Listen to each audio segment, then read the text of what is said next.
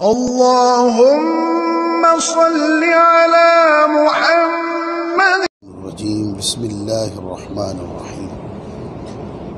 सल्लु अलल हबीब सल्लल्लाहु तआला अला मुहम्मद व अला आलिहि व सहबिहि व बारक। मैंने कहा था कि आज नई किताब शुरू हो रही है और जिस इमाम ने ये किताब लिखी है, कल मैंने उसका तारुफ भी आखिर में करवाया था। इस किताब में से वो गुफ्तगू हम छोड़ते जाएंगे जो पिछली किताब में हमने पढ़ ली थी। इस किताब के शुरू में दुरूद इब्राहिमी की गुफ्तगू है, चूँकि पीछे हमने वो बयान कर दी है इसलिए हमने वो तरक कर दी।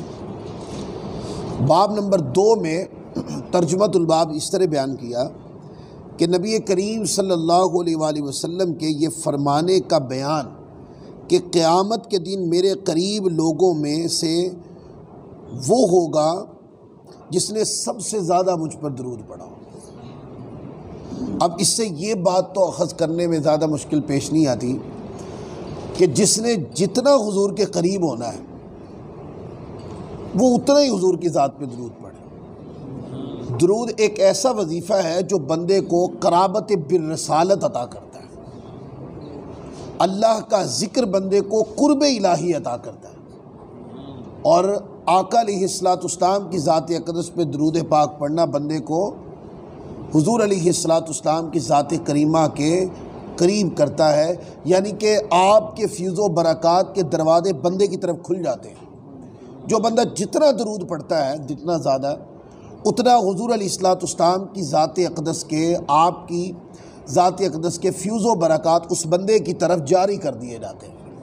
फिर ये उसके रंग होते हैं कि तबीयत के अंदर इश्क़ रसूल का इजाफ़ा होता है। मजलिस में बैठना तो दिल का चाहना कि हुजूर की सीरत पे कलाम हो, पलट पलट पे कभी हुजूर के चेहरे पे कलाम हो, कभी आका अलैहिस्सलाम के खिराम नाज पर कलाम हो, कभी चाल चलन पे कलाम हो, मुस्कुराहट पर कलाम हो, कभी हुजूर की सीरत पर कलाम हो, कभी हुजूर के फरमान पे कलाम हो, कभी आका की मजालिस पे कलाम हो, कभी आका अलैहिस्सलाम के अहकामीन और फ़ैसलों पे कलाम हो, कभी हुजूर अलैहिस्सलाम के मगाज़ियों यानी जंगों पे कलाम हो। तो यानी कि तबीयत के अंदर एक चीज़ पैदा होती है कि सुनाओ मुझे मेरे यार का ज़िक्र। ये क्या होता है? जब कसरत दरूद की साथ बंदा कुर्ब रिसालत उसको अता कर दिया जाता है और ज़ाती रिसालत माप के फ़ैज़ व बरक़ात उसकी तरफ जारी कर दिए जाते हैं, तो फिर ये निशानियाँ ज़ाहिर होने लग जाती हैं। तो आप देख लीजिएगा जिनमें ये निशानियाँ हैं कि आप देखते हैं कि टूट कर हुजूर अलैहिस्सलाम से मोहब्बत है और मोहब्बत के उन्वानात उसकी ज़ात में नज़र आते हैं। आप उनको देखिएगा, वो कसरत से दरूद पढ़ने वाले होंगे। हदीस है इसके नीचे, इस हदीस को इमाम तिरमिज़ी रहमतुल्लाह अलैह ने रिवायत किया।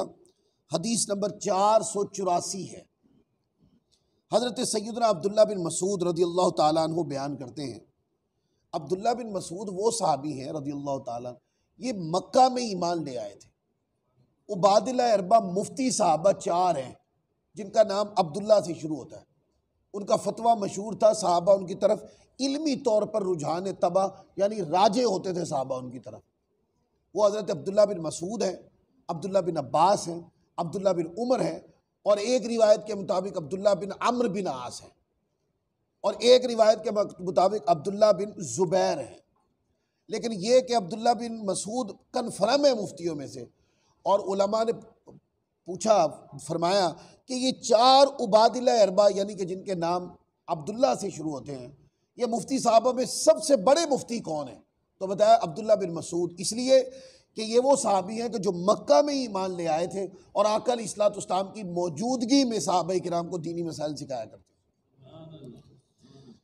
बयान करते हैं कि रसूल पाक सल्लल्लाहु अलैहि वसल्लम ने इरशाद फरमाया, बेशक क़यामत के दिन लोगों में से मेरे सबसे ज़्यादा करीब वो शख्स होगा जो दुनिया में मुझ पर सबसे ज़्यादा दरूद भेजा करता था या भेजा करता होगा।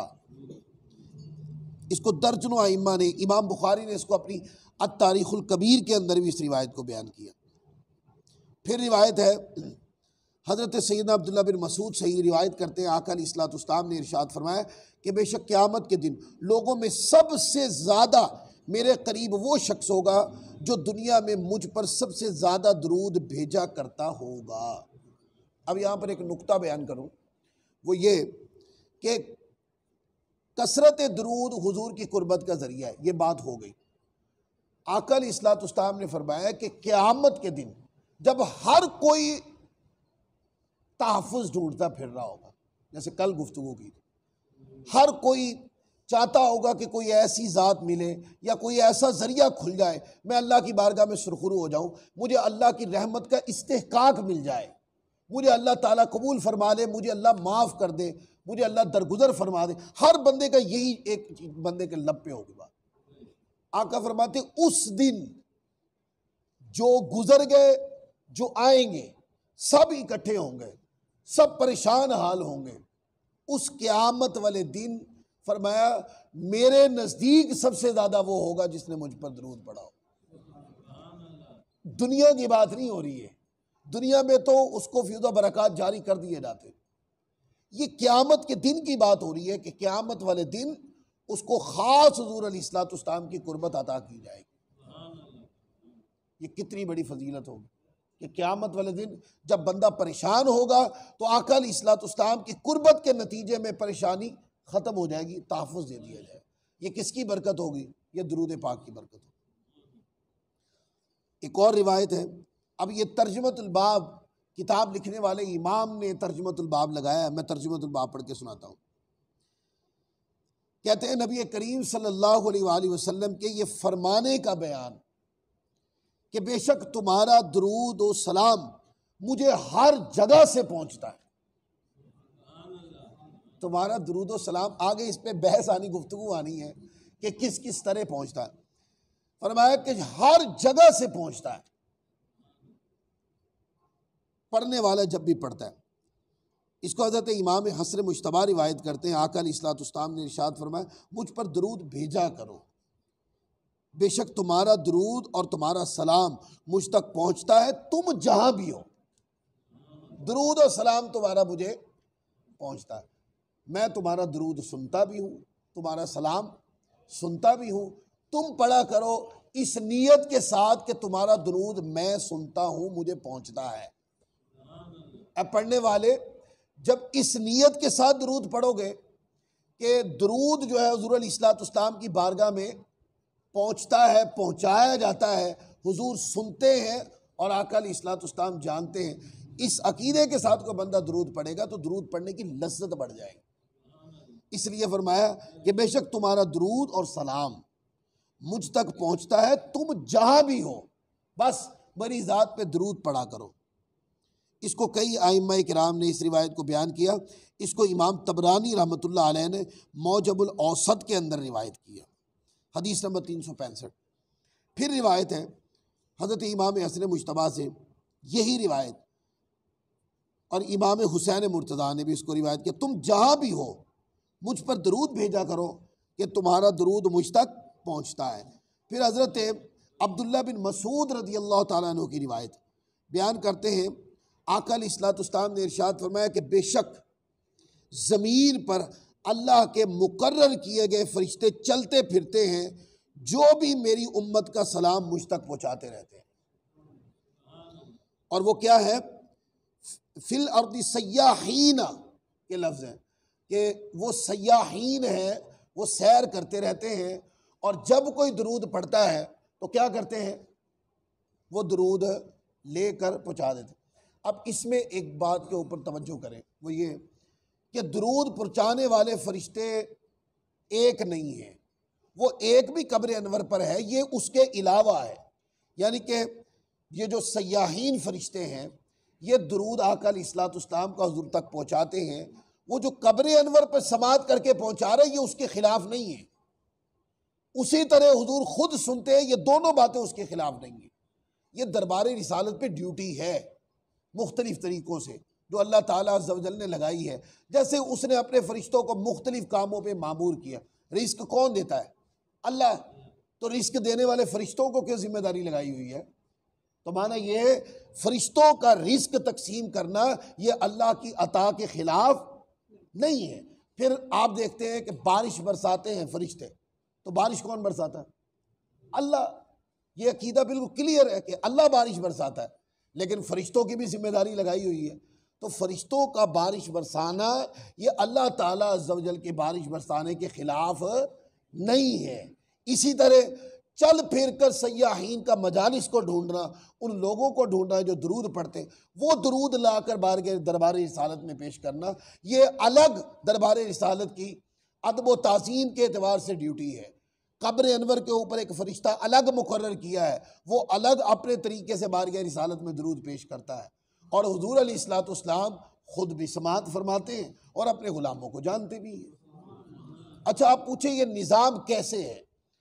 देखें, ये निज़ाम अल्लाह तबारक व तआला के अता किए से है, ये अल्लाह के दिए से है। फ़रिश्तों की अगर ड्यूटियाँ हैं तो वो अल्लाह के लगाने से हैं। फ़रिश्ता सुन के दुरूद पेश करता है हुज़ूर की बारगाह में, ये अल्लाह तबारक व तआला की ड्यूटी लगाने से। अगर हुज़ूर अपने ग़ुलाम का दुरूद सुनते हैं और ग़ुलाम को जानते हैं तो ये शान अल्लाह के अता किए से है, ये अकीदा है। तो हज़रत अब्दुल्लाह बिन मसूद रज़ी अल्लाह तआला फरमाते हैं कि वो सयाहीन फ़रिश्ते जो हैं वो ऐसे घूमते फिरते रहते हैं और जब किसी को दुरूद मिल जाता है वो लेके गुम्बद खज़रा की तरफ चला जाता है। अच्छा, कल जो हदीस पढ़ी थी वो ये था कि वो फ़रिश्ते घूमते रहते हैं और दुरूद पढ़ते रहते हैं। कुछ फ़रिश्ते दुरूद ढूंढने के लिए भी घूमते फिरते रहते हैं। वो तो फ़रिश्ते दुरूद पढ़ने के लिए घूमते फिरते रहते हैं ना। कुछ फ़रिश्ते ऐसे हैं जो दुरूद पढ़ने वाले को ढूंढते फिरते रहते हैं। अब दुरूद पढ़ने वाला बंदा कितना कीमती है जिसको फ़रिश्ते ढूंढते फिरते रहते हैं, बताइए। आम बंदा तो ना रहा ना। जैसे ही आपकी ज़ुबान से अज़मत मुस्तफ़ा का तराना आपने अलापना शुरू किया और करना शुरू किया, अस्सलातु वस्सलामु अलैका या रसूलल्लाह सल्लल्लाहु अला मुहम्मद सल्लल्लाहु तआला मुहम्मद सल्लल्लाहु अलैहि वसल्लम, अस्सलातु वस्सलामु अलैका या रसूलल्लाह, आपने मुख्तलिफ दुरूद, कोई भी आपने दुरूद मुँह से अभी अलापना शुरू किया है तो आपको फ़ौरन बेमिसलो बेमिसाल मखलूक ने ट्रेस कर लिया उसी टाइम और आपका दुरूद पाक लेकर हुज़ूर की बारगाह में चले गए। फिर आपका वहाँ जाके बताया भी कि वो ग़ुलाम था।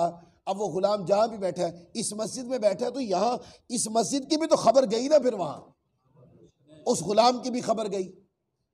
तो इसलिए दुरूद पाक एक ऐसा वजीफ़ा है कि इसको पढ़ना चाहिए और पढ़ने वाला आम आदमी नहीं है और पढ़ने वाले को आम समझ के भी नहीं पढ़ना चाहिए।